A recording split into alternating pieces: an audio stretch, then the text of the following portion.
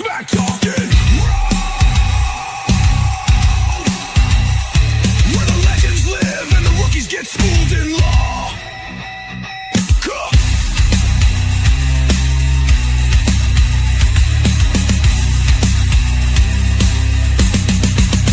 This ain't just talk.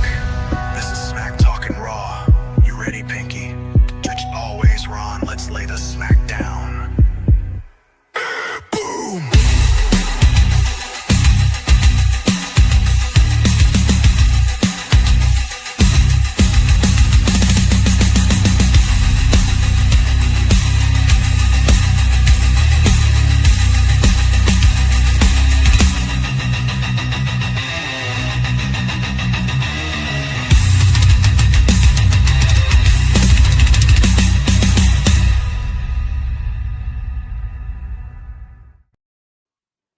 Welcome to another episode of Smack Talking Raw. I'm your boy Pinky, and there's Ron Stradamus in the house. What's up, fam? I was sitting up there, I was jamming to our intro, baby. Woo! How you guys doing out there in podcast land? Out in the universe. My man. I am with the one and only, the real world's heavyweight champion, the champion of the greatest champion of all time. And you know what I'm talking about, brother? The Winged Eagle. A lot of good memories in the Winged Eagle. That's right. That's right. Man, what a week of wrestling. It was an honor to watch our first AEW pay-per-view together, Revolution. And Revolution was something else. It was. Before we talk about that, we got to give Austin 316 yesterday. They've done such a great job marketing this. This is like a whole thing now. They got WWE shop was giving away 31% off. WrestleMania tickets were 31% off. What a great marketing of just Austin 316. Yes. Yes. The only thing that was missing was still like what I was expecting and hoping for yesterday, and I was really disappointed.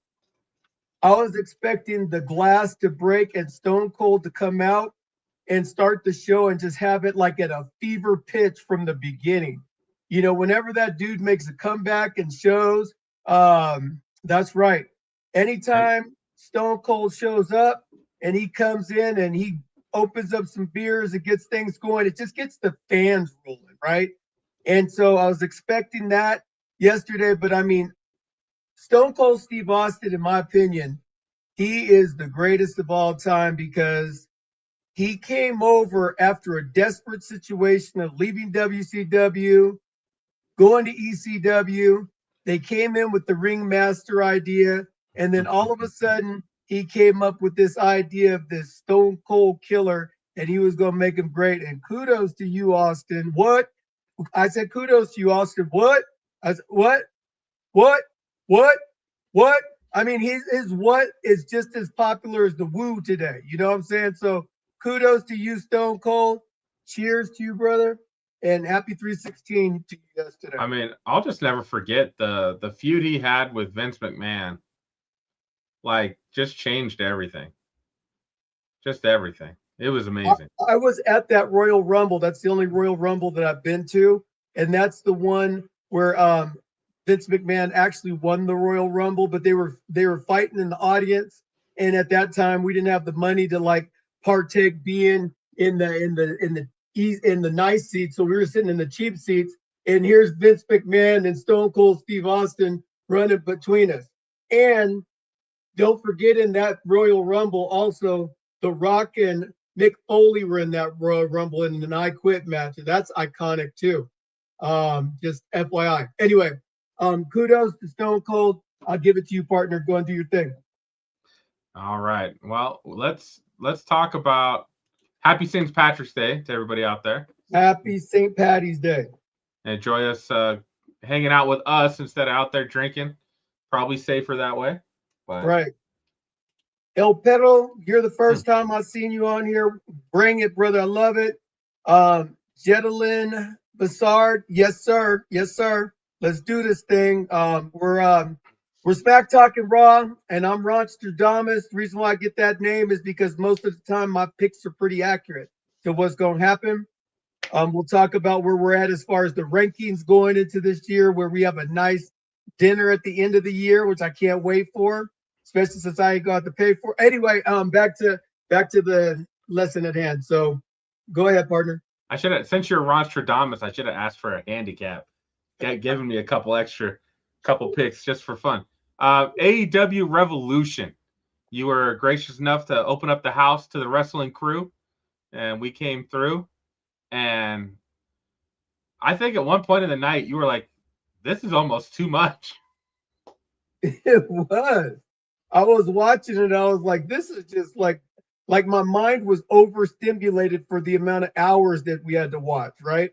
So it was like, okay, this is too much. But I took me a nap during one of the matches so I could get my mind right. And then I came back for the most important stuff in the rest of the night. So before we tackle our main topic, I did want to I keep messing it up. I'm messing it up tonight, boss. Here we go. I got it. I'm gonna get us back on track. All right. This pay-per-view, and I will still say that when they want to take that next step, they're gonna do more of just getting on a streaming platform versus a pay-per-view. Because the pay-per-view is gonna hold some people back. yeah, I'm glad I spent the $40 to see this. It was completely worth it. yes. The storytelling and everything was really on point, which normally you don't get with AEW because they rely on the wrestling, but their storytelling, all of the people that showed up as surprises and stuff like that was really cool. This match was fantastic. And when Homeboy got out of the wheelchair, I was laughing. I was having a good time. The Young Bucks family was there in the front row. They were getting involved. Man, this was fantastic. Great tag team wrestling. And I would definitely argue the Young Bucks would be one of the top tag teams with the Hardys and the Dudleys and the New Day and the Usos and Midnight Express, all those. But you also got to put FTR up in there as well. I think they're pretty good too. Yeah, they have the old school Arn Anderson and Tully Blanchard vibe. They have the old school vibe. They have it down really well to where Terry Funk and Wahoo McDaniels. They have that old shtick down. And these two teams, when they combine together, they put on magic. So kudos to the Young Bucks and FTR for putting on a spectacle for sure. Then we had the surprise of the night, Marina Shafir versus Toni Storm, which the timeless one is just amazing. Anytime you get to watch the timeless one. You told me you got a Toni Storm shirt, and I was kind of like looking at you sideways, but that shirt was really legit. I give it to you. That shirt was really, really legit. So good job. I enjoyed it, and then Robert liked it so much he bought it as well. So like I said, I'm gonna get me an MJF shirt, Big Hebrew. I found one on AEW shop. I'm gonna get me one. I just gotta wait. My wife doesn't like the wrestling T-shirts showing up every other week, so gotta give it some time. It's like you're not shopping at Macy's and getting clothes that I want to see you in. Right. Get me the clothes that I want to see you out of. Wait a minute, maybe there's a strategy there. Maybe. This had the surprise return of Ronda Rousey. Yes. Showing up in AEW. I don't know if this was just a kind of a cameo, one-time thing, or if she's going to come back and do something. But everyone banned from ringside, and at the end of the match, Ronda showed up. And so she helped put a whooping on Toni Storm. It's very interesting. My recollection of Ronda Rousey, and I remember when I told my wife that Ronda Rousey was my hall pass. right? And she's like, what? And I got to see who this Ronda Rousey is, right? And she sees her and she's like, she looks like a dude. I'm like, no, she doesn't. And it, like, when we get into it, you got to earn it, bro. You ain't gonna get just like, well, I mean, like with me, the gangster of love, she's gonna come to it. But at the end of the day, I'm like, you got to work for it if she wants you to work for it. And that's what I'm talking about every once in a while, where you got to get aggressive to it. I'm saying, I'll go back to my gold dust character. I'll put the gold paint on, baby. I'm trying. You've got problems, my friend. I do. That's okay. Certifiable. So we'll see what happens with Rhonda. If that was just a one-off, or she'll actually show up and do some stuff. But she is friends with Marina Shafir, supposedly. So yeah, the thing about Ronda Rousey that I just want to interject real quick, in her time with WWE, when they choreographed her really well, i.e., her initial fight that she had at WrestleMania with Kurt Angle versus Shane McMahon, and excuse me, Triple H and Stephanie McMahon, that was an incredible match, and everybody got super excited about it. However, in her future endeavor matches, there was nothing quite the same, because if you're a true UFC competitor, your natural instincts kick in and you're like, oh, wait a minute. So you're always second guessing yourself. Whereas when you're a professional wrestler, you know what the next steps are because you've already practiced them, rehearsed them, and all that sort of stuff. So we'll see how that translates over into the AEW product. I mean, it was hard for her when she had to, like, actually, when they moved to, like, now she had to kind of do her own matches, and she had to put in all the work, and that's a lot to go, that's not something she was used to. So she did it well, but I think it was a lot on her. For sure. John Moxley and Takeshita. I'll just call him Takeshita. That's easier for me. Oh man, this was good stuff, buddy. This was good stuff. Again, the night was so filled with such great wrestling. Like, it was hard to pick out those moments. And then, of course, the end, as we get to the end. So let's talk about that for the moment. We'll finish that up before we go back to the topic at hand. So at MJF and Hangman Adam Page in a Texas death match, with a stipulation that Hangman, if he were to lose, could not challenge for the AEW belt for the rest of his career.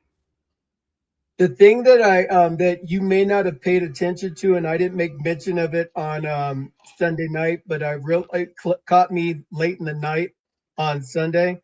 MJF was wearing tribute trunks to Terry Funk. Right. They mentioned that in the match. I remember. Oh, okay. That. I didn't catch that later on in the night. I was like, those aren't MJF's normal attire. And then I was like, who wore that? And then I was like, Terry Funk. So he was like giving the hardcore legend props during his Texas death match. So kudos to MJF. Man, that was crazy, bro. That when MJF took that syringe and put it right through his face, I was like, oh no. Man, they really did it, man. They went all out. That was a 48-minute match. They did a Texas death match, and they did a Texas death match the way a Texas death match should be done. There was no holds barred. They did the light bulbs breaking. They did glass breaking it from a window. They used that glass. They rolled each other in it. They did barbed wire chairs. They did tables. They were even asking for flames on a table, but they could never find a lighter. They did everything they possibly could to make that match epic. And there was a part where it went maybe a little bit overboard, but for the talent that they had in the ring, for the things they had at stake, it was worth the money. That match by itself. Bro, the crowd did not know how to react. There's that moment where it turned from we're happy and excited and this is fun to, oh my God, these guys are going to kill each other. Like, Like the crowd had that look on their face, and that was amazing. It just like I don't think I've seen anything like this before to this level. I know there's probably some old ECW stuff that I probably need to check out, but you got to get that on VHS. I ain't got a tape player no more. Man, I got a couple matches that I can send to you that'll put you in that jurisprudence. But this is one of the better ones of this era for sure. Yeah, crazy. So as we put a bow on that, kudos to MJF, who is still the reigning champion, and him standing on top of Hangman Adam Page with the title, celebrating. Well, Yeah. Adam Page has just been choked out with the dog collar and counted out to 10. That was a great finish, all of it. So that got me thinking, partner, and as we start watching more AEW, which it's hard to ignore the product. Yeah. What they're putting down, I am picking up, and I'm like, man, this is entertaining. I'm enjoying it. The characters. So I wanted to pose the question to you. We kind of break it down, AEW versus WWE. Well, where do you think AEW is starting to overcome, and it has a little bit better product than WWE? Well, what they started their whole organization on of staying true to the wrestling, they do that. They do that way better than WWE. They put things at stake. The titles, even though they have a lot of them, all of them matter. They're not shortchanging anybody with regards to the product. Some of the character development, like when I first started watching AEW in 2019, there was like all of a sudden people would just be in the ring and fighting. There was no rhyme or reason for why this person would be fighting that person. And then they wouldn't continue the storyline because then the next week they'd be fighting another person. Great matches, but not any kind of depth to the story. I think that when CM Punk and MJF came into their absolute battles that they had, their wars that they had in AEW, I think that's when AEW had to learn to grow up, is when they lost CM Punk, because they didn't have that go-to guy that they just could lean into. So they had to create stars. And I think the thing that they're doing a lot better than WWE is they're creating stars. They're creating people that right now are really good. They have a group that you may or may not have seen before, Private Party. They're a tag team, really exciting guys that can fly all around the ring. You got the Hurt Business, who you didn't see, but they have Bobby Lashley, Shelton Benjamin, and Vontavious Porter. They have a whole bunch of people that you didn't see on Sunday that are there, that are prominent old school WWE fixtures that they don't need to lean into to make the product relevant. Love it. Would you say they're AEW's pay-per-view, we just watched one, and I think it was almost any better than most of the WWE PLEs last year, hands down. I don't even know if it was close. In fact, I think the closest was AAA Worlds Collide. To me, would have been the closest PLE to what we watched on Sunday. So that's a problem. Yeah, the only thing that Tony Khan needs to calm down with is that he's having 5.5-hour matches, and there's just a natural fatigue that comes with you. Like, you're on a 10 from the moment that you start watching wrestling, and it's virtually impossible for us older guys to maintain that 10 for a bunch of hours. It's just a lot of wrestling to watch, and the investment that it takes to be involved in a 21-man battle royal. Tekla, who's incredible. Like, we didn't even show Tekla, that she was incredible. The girl that wrestled twice, Lena Cross and Willow Nightingale. Willow was incredible. The FTR and the Young Bucks, they were incredible. there was so much stuff, but there was a lot of stuff. So they need to condense it down if they're going to do that much to 3.5 hours, and people get left off the pay-per-views. And I'll catch you next time. But it was really entertaining, really entertaining. Would you agree at the moment that the wrestling is better in AEW? Much better. Okay. Would you agree that WWE's production, lights, cameras, and their, walkout songs, all that, better on WWE's side, right? I actually like the production of AEW better because it makes it more like it's a fighting environment rather than a production. When the guys and gals are walking out to the ring at AEW, it's kind of like they're the focus, not the production behind them. So it's like, MGF, his little scarf showed up and everything like that. Right. But everybody was focused on MGF when he came down. He comes down, he has his swag going. He's got his own thing going. He's got the diamond ring on his. The focus is on them, whereas in WWE, they have the production of like what's going on the screen. I use Rey Mysterio because he's the easiest one. Right. They got Rey Mysterio. Yeah, the Titantron is taking everything away from the performer. And that's something that's a huge thing because it just makes AEW's production feel more UFC / professional wrestling, whereas WWE is WWE content. It doesn't have a different look, doesn't have a different feel. There's been a couple times where WWE, when they were wrestling in the overseas, to where they had the ring set up different, and that was a nice aesthetic because it was like, oh, this is different. Otherwise, it's the same setup all the time for WWE, so it loses a little bit of its appeal. I love that you brought that point up because now I'm kind of thinking like, I mean, they do make it a show when Jon Moxley comes down to the ring, but the way that they present him, he's coming for a fight, and then he fights like it's a fight.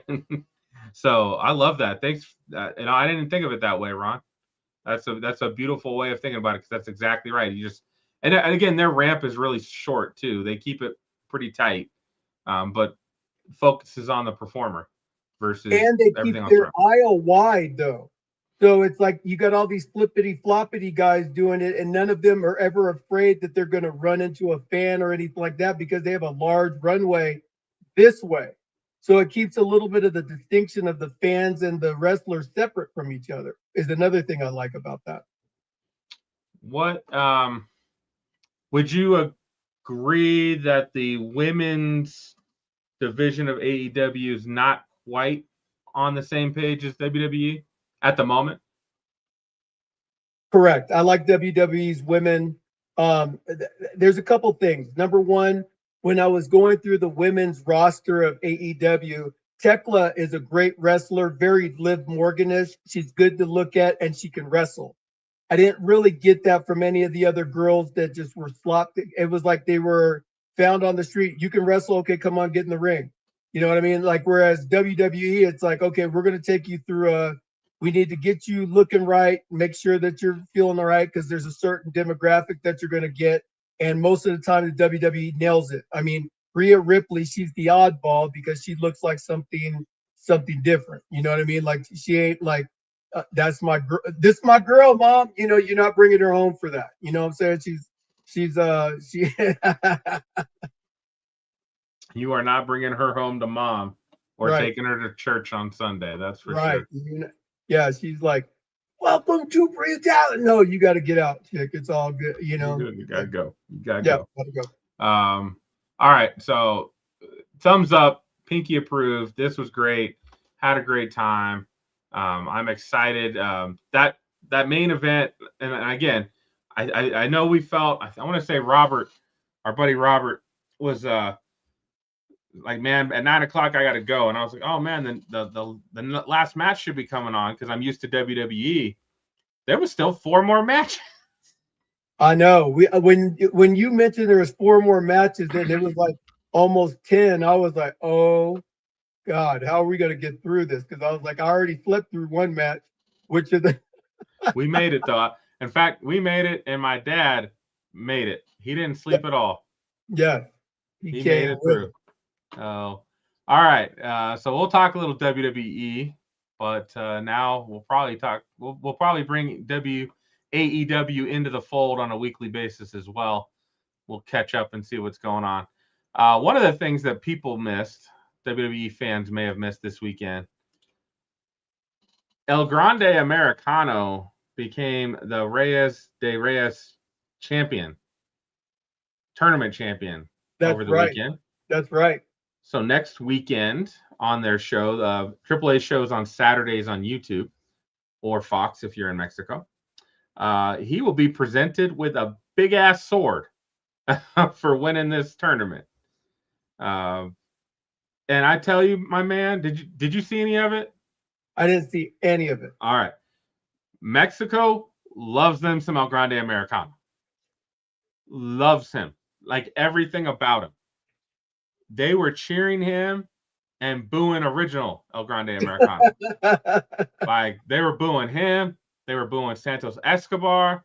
They were booing who was the fourth guy that was in that match? Because it was a 4-way for that. Oh, La Parca.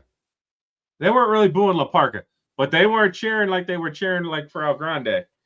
It blows my mind. And my wife was like, "Why are you laughing?" And I was like, "Honey, you just don't understand. Here's this German who speaks fluent English, Spanish, German, French. He speaks like 7 languages. Ludwig Marcel, his real name, does. Talented individual." I was like, but he's playing a luchador in Mexico, and they love him. Yeah, It he's is killing him. crazy. Yeah. Why So- is his nipple all the way to the left? Because he's been through a match. This was like one of his last, this is when he won. So he was all excited. Well, he looks like he needs to have surgery. That looks weird. Now he does, based on winning, he does get an automatic championship match with Dominic Mysterio Ooh. as well Ooh. for the Mega Championship. Oh, which Dom and El Hijo del Vikingo, who's now hated, he went from face to heel, and he's really good heel. The crowd definitely does not like him. He brings the heat. The crowd loves Dominic. Obviously, they love Dominic. Almost got involved in this match. There's another guy that jumped in. It was hilarious. Good match. The trash cans, kendo sticks, anything and everything was able to be used. I've never seen a bad Dom Mysterio match. They're all pretty damn good. When he gets in there with Del Vikingo, they're fantastic matches. So they get it done. They get it done. I'm really proud of Dominic Mysterio because when he first came in, he was Rey Mysterio's kid. And rather than him playing Rey Mysterio's kid, they gave him, we want you to be Dominic Mysterio. I want you to go through all of it. Go through being hated. Go through like fighting with your dad. Go through all of it. And eventually you'll become a good guy by proxy. And it's exactly what's happening with Dominic. That's one of the things about the machine of WWE is when they know something's going to happen, they don't give up on it. You're seeing the product of it in Dominic Mysterio. And this would be one of the few stars they have built. He is a star, and they've done well cultivating that. And now, even when he's a bad guy or a sleazy guy, he's still getting cheered. He is almost like Eddie Guerrero. Imagine that. His real dad. His real dad. His real dad. So kudos to Dirty Dom. That was great. That was on Saturday. Didn't do a lot this weekend, so it was a lot of wrestling. My wife was so thrilled. Actually, she does pretty good, man. My wife being thrilled is a whole different thing. I wanna do my rant today. All right, I got you. It's gonna be a little bit softer than what it normally is. Oh, okay. So what I am a little bit turned off, and I know that they're trying to bring a lot of people to the AAA arena, but they are turning Raw into AAA East.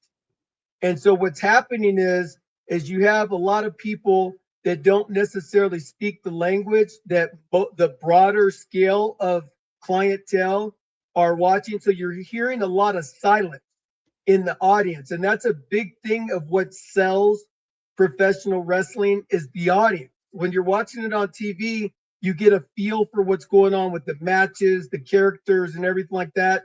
And so it's like Stephanie Vaquer. I love her wrestling. I love it, like the fact that she's learning English.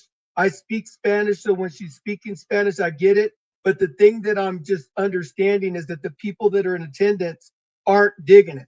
And so, like, what's happening is that there's a like everything's going great, and there's a letdown because now I have to let very talented athletes with great posturing and everything like that come in and start to talk. And when people start getting talking, you got Penta, get them somebody to sound off so that they can still go out and do what they do great. Go wrestle. Talking English ain't your normal number one thing. And if you're going to try to make the whole program around 5 or 6 people making a rush to WWE main roster, that's a part of the problem too, is because you got too much Maxine Dupree and Natty. Natty's trying to like teach her on the fly that this is how you become a professional wrestler. They need to send her down to NXT. They have a bunch of people that they can bring up to the main roster and get them ready to go. Blake Monroe, Casey Jane, all these girls that they can bring up right now and send Maxine down there and get her feet wet so she can be good. So that combination of those two things is causing Raw to be a little bit of a pivot every week. And that's my rant. Clip that. You know, one of the things I'll say about that, Ron, now last night's Raw was in San Antonio. And that's why I felt like they had, you know, El Grande and original El Grande, Penta and Dragon Lee, Stephanie and Raquel. They played to the audience in the arena, which then again, and I didn't think Raw was great because of that. Like I was like, Penta and Dragon Lee was awesome. That's cool. Raquel and Stephanie was okay. It was all right. We'll talk about that in a moment. Let's get back down to SmackDown real quick, because I had a couple things I wanted to say about SmackDown and then move to Raw. So, man, Drew McIntyre, Jacob Fatu. Is this going to happen? Is this going to happen at WrestleMania? It needs to. I want it. I need it. I feel like Drew's going to lose, and then he's going to go do Highlander. So we're good. We'll be good. He'll come back bigger and stronger. He'll be ready. I am just digging this. I really like this feud. I like it. I'm okay with Cody and Randy now doing their own thing after SmackDown, and we can get Jacob and Drew. So this made me happy. This made me sad. I should like the Wyatt Six more, but they have completely ruined the tag team division on SmackDown. I can remember a year ago, the SmackDown after WrestleMania, there's a table, ladders, and chairs match that had us losing our mind. Yep. And none of those tag teams are around. None of them. Motor City Machine Guns, who cares? Street Profits, we ain't seen them in a while. And then DIY is done because Ciampa's in AEW. And then was it those three, or was there a fourth one? It was a triple threat. Triple threat. Okay. Ever since the Wyatt Six came back, they took the titles. They've been kind of going back and forth. And that also includes the MFTs as well. Like I can't just crap on the Wyatt Six without crapping on the MFTs. And I like Solo. But Solo should be Solo. He don't need this whole make believe bloodline. Like, it doesn't make sense. And it's characters that nobody cares about. Like, is this the guy holding the lantern right now? Is that Tama Tonga? That's Tama Tonga, yeah. Okay. I kind of like him. Him and Shinsuke Nakamura is kind of going back and forth a little bit. I'm interested in him. JC Mateo, the big ass one, Tonga, and the other one, I could care less about. Like, they can't talk. Their characters suck. Their makeup's worn out now. Like, I'm done. Get rid of these guys. Keep Solo. Keep Tama. Everybody else can go. I don't know if anybody on the Wyatts can stay. I don't know. I mean, we love Bray Wyatt. We do. But none of this is an homage to him. And other, like it I don't know. I just don't like it, man. It was poorly written from the beginning, and it just continues to be such. You know, if you really want to bring Bo Dallas in the fold as Uncle Howdy and get him to be prominent, you got to find some way to get a world title on him. You got to find some way to get a world title on him. But he only wrestles half the time. That ain't gonna happen. Yeah. Well, he only wrestles half the time. They that's the weird thing about the Wyatt Six. Everybody wrestles except for Nikki, and when they do, it's like they interchange who's wrestling. So you don't really get. For a while, Joe Gacy and Dexter Lumis were wrestling a lot, so you're getting familiar with them, and you're like, oh, okay, these guys are pretty good. And then they changed it up. Now Howdy and Rowan are doing more of the wrestling. You're like, what's going on? Best thing they've done is they had a crazy kind of no holds barred match with the Psycho Clowns from AAA. That was really, really cool. That was the best thing they've done since they've been back. Yes. So before you leave this clip, Roman Reigns did something on Monday Night Raw that lets me think that there's going to be a full reunion of the bloodline going into WrestleMania.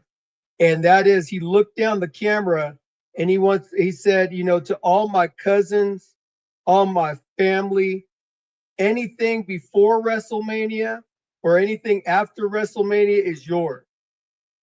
At WrestleMania, I want Punk. I want Punk.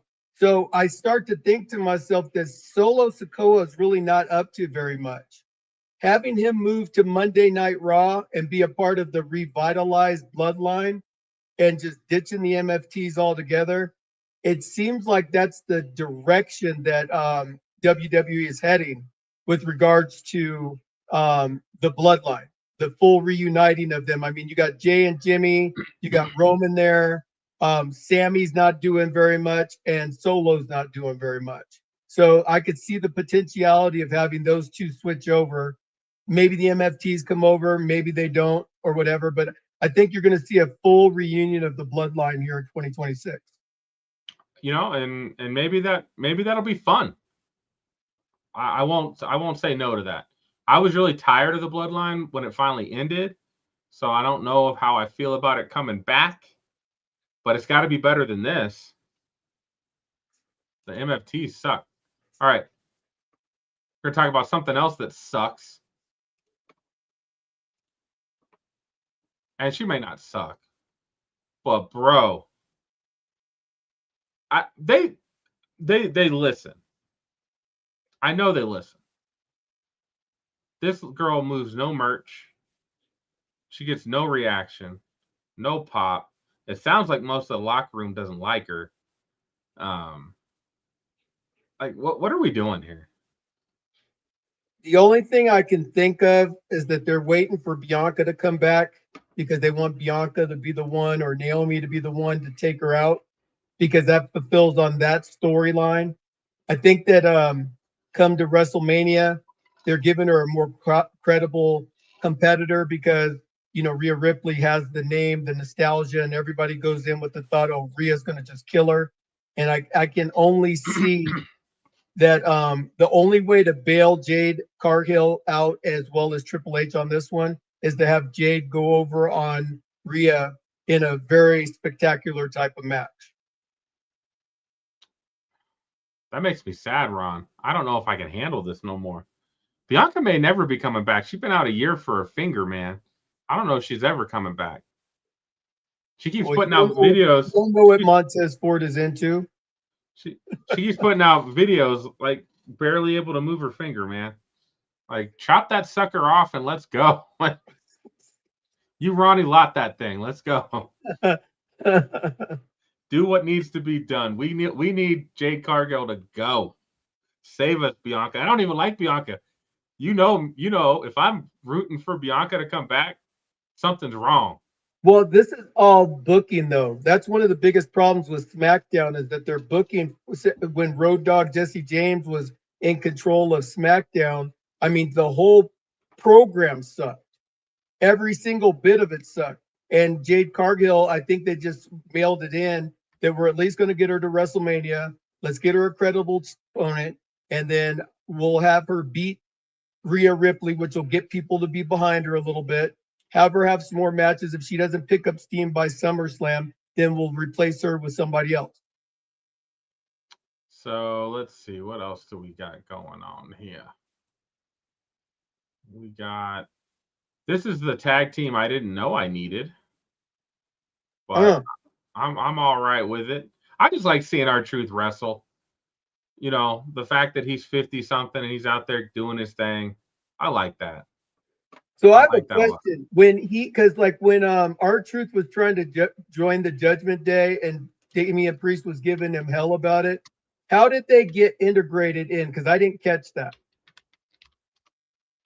How did R-Truth get integrated in? With Damian Priest. Like, how did they become like, we're cool now? Just because he was always around making Damian laugh. So now he's just always there. So that's like a thing now. Like Damian, him and Damian are tight. So good to have him back on. Have R-Truth back on SmackDown. And it's good to have Damian Priest no longer on main event. Good job. I mean, he's done something right? He's gotten back into the good graces of somebody. I think he basically just peed in Triple H's cereal because he was too drunk on the plane. Didn't realize what he was doing. So he had to eat some shit for a while. That's how it works from what I've been told. True story. You mess with the bots, you got to eat shit. Well, Triple H had to do it with this thing with the click and the curtain call and everything like that. So yeah, that would definitely be something that would be a thing. All right, let me switch over. I think Jelly Roll's making it to WrestleMania, baby.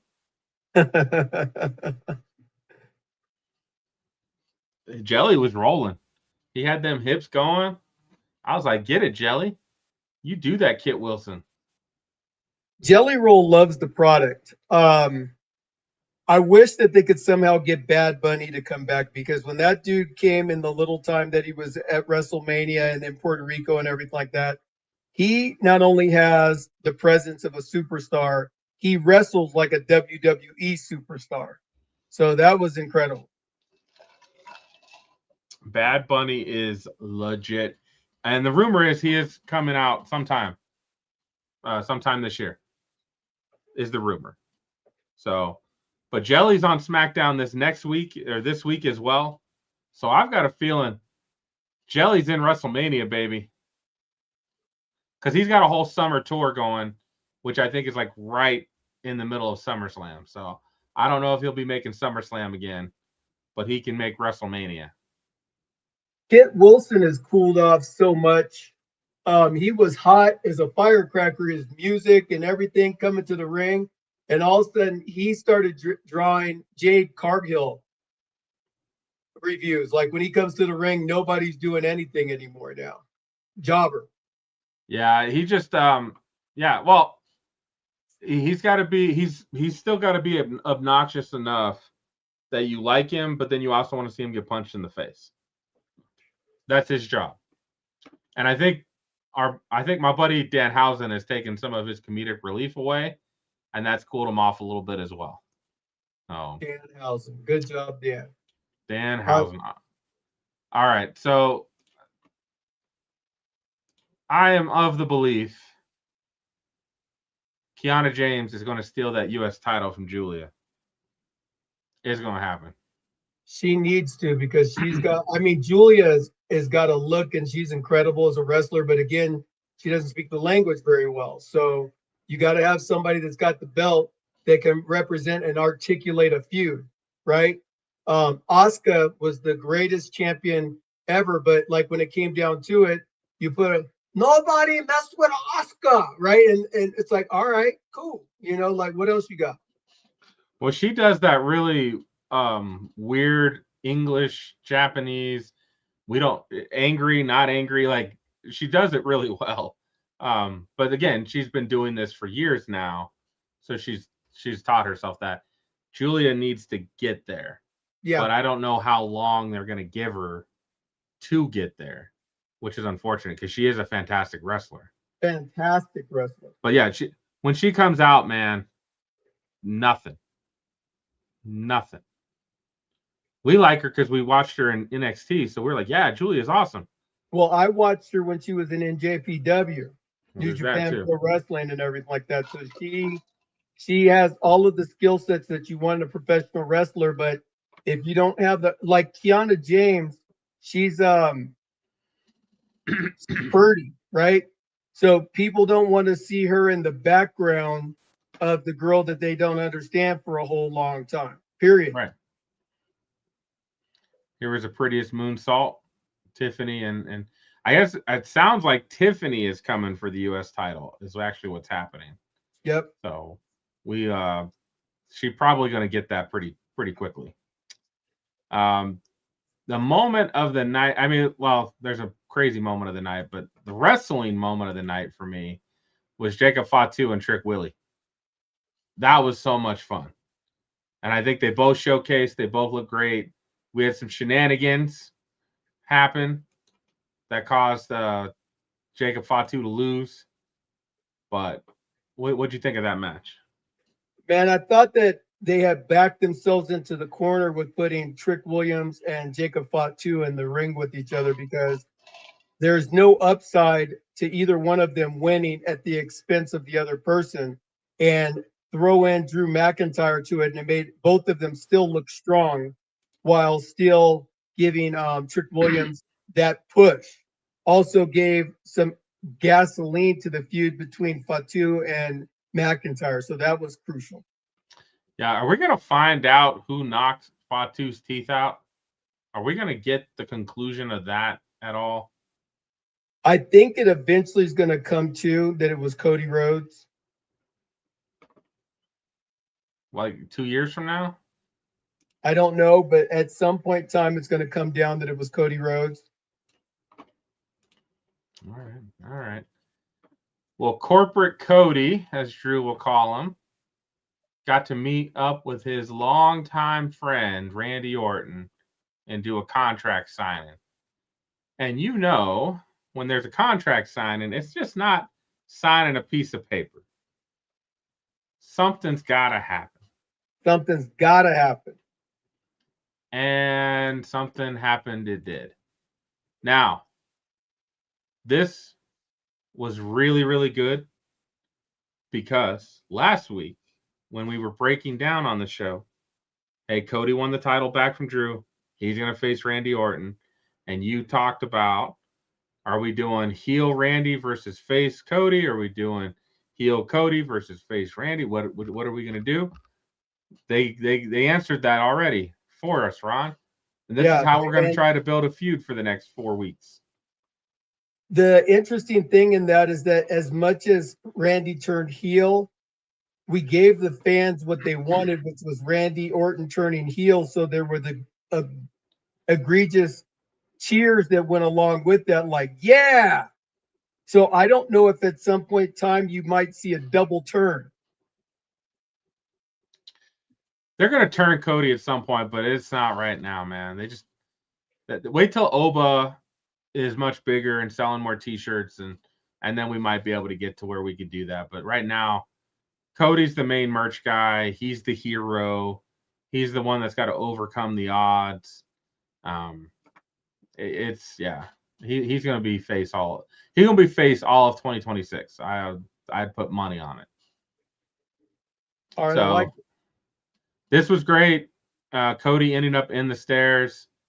Randy hitting him in the face with a chair, making him bleed. It was pretty awesome. It was The only pretty thing that awesome. was missing was a syringe. Ooh, buddy. I don't think Cody would have signed off on that one. I think that's my new move to people is I'm gonna just get the syringe out and people will start. Ain't no one standing still long enough for you to do that to him, Ron. That Just so ain't you no know. joke. That could have went all kinds of wrong when you think about it. Like if Hangman Page would have been like, "Oh hell no, I'm not doing it," they're struggling for it. You could have stabbed him in the face, in the eye, or whatever. I feel like Hangman's done that before, to where he's like, "It's cool, I can take it." I feel like he had to have practiced that. Like, I can take it, because damn. All right, Monday Night Raw. As we talked about, it was in San Antonio. The most memorable part of Raw is the beginning and the end. The beginning,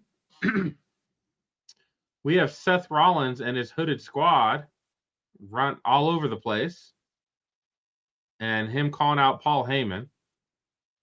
And then Paul Heyman looking scared and worried. He's such a good actor. He really is. And he calls out the Beast. F-A-F-O. F-A-F-O. FAF5. Boom. Dun, dun, dun.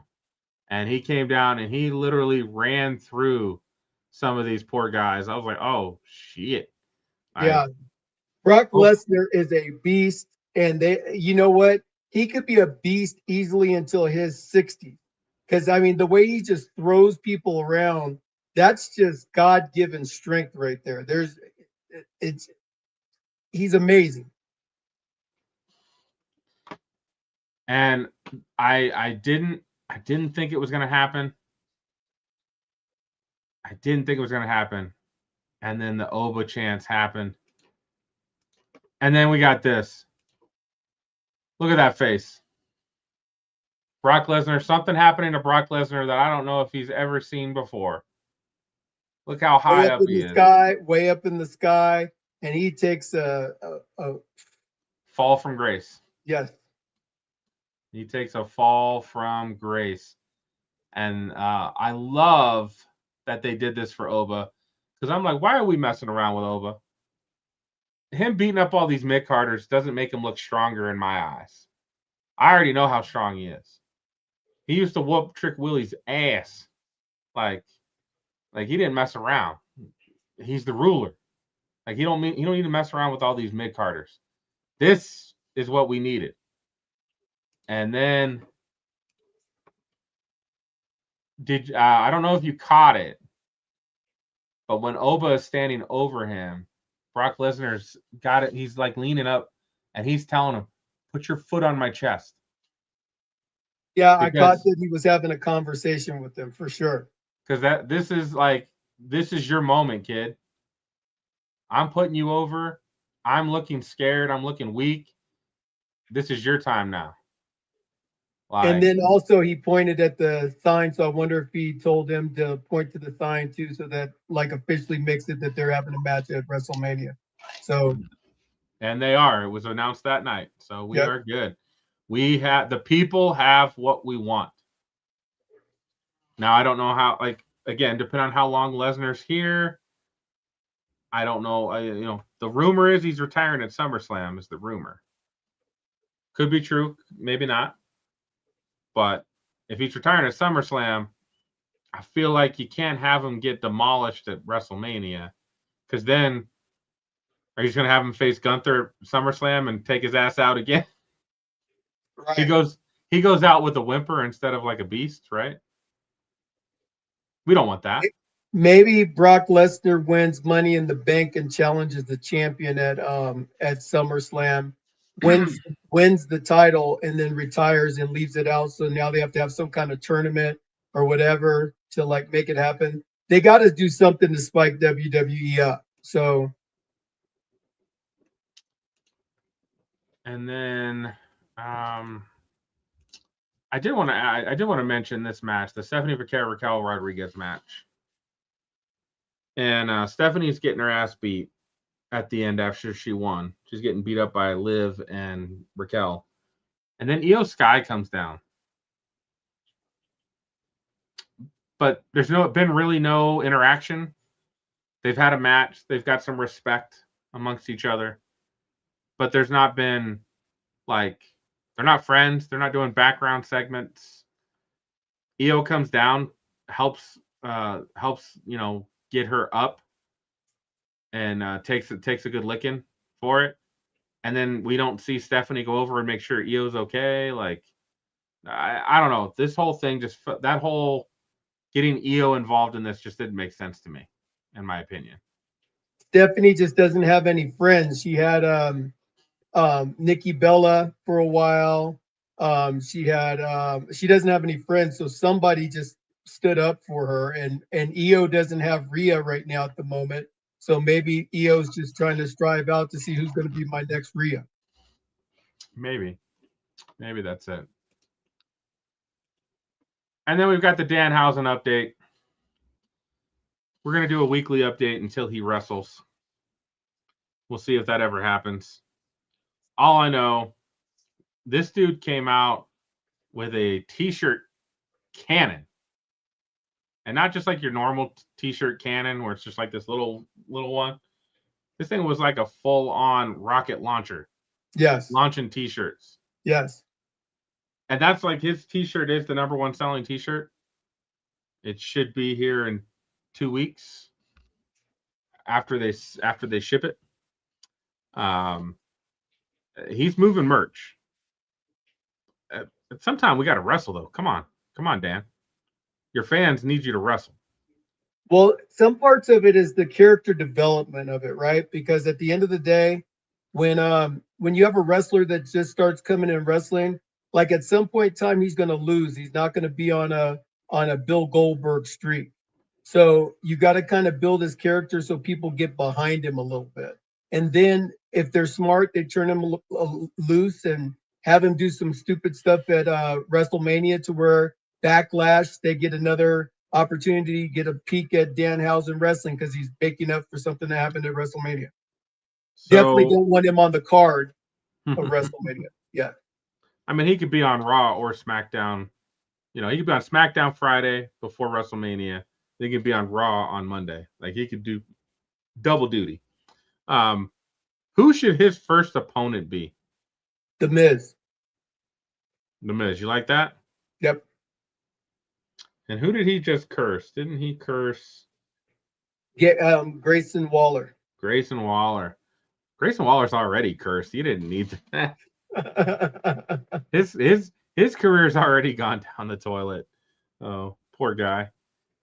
He looks good. He looks the part, but that guy's he's unfortunately they hitched him up to the New Day, and then it was like, oh, well, that was kind of funny. But now with Xavier Woods gone, it's played itself out.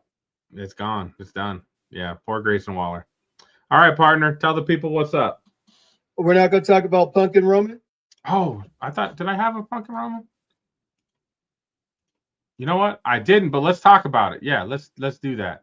Your audio is messed up, so I'll take this. So, you know, the thing that I love about this battle is that they found a way to fill in the gaps while Roman's been doing whatever he's been doing. So now you got the Usos involved in it. You have the potentiality of other members of the Bloodline family coming to be a part of it, all including and building up to The Rock being one of those people as well. Not saying The Rock would come back, but I just love the fact that they did that, and the fact that Roman called CM Punk old, and that got enough of a jerk out of Punk to say, I'm going to punch you in the face and I'm going to be the aggressor now. I think that, but they need to get out of this repetitive mode of we meet in the ring every couple weeks and we talk about what's going to happen at WrestleMania. They need to do something a little bit different, a little bit more with this feud going into it. But I am excited about seeing these two wrestle at WrestleMania now. So have they? And that's probably the most important thing. Have they finally? Your audio is terrible. So I'm gonna take us out, guys. I know Pinky has some stuff that he wanted to talk about and everything like that, but we can't do the show without you. So whether you're watching this thing live or you come back later on, right now we're at about 200 subscribers, and we're not stopping until we get to 200,000. So if you want to hurry up and get rid of us, get more people to come. We'll gladly bow out. Just kidding. We're not going nowhere, because if you're not down with Smack Talking Raw and the Pinkster and the Stradamus, I got 2 words for you. Suck it!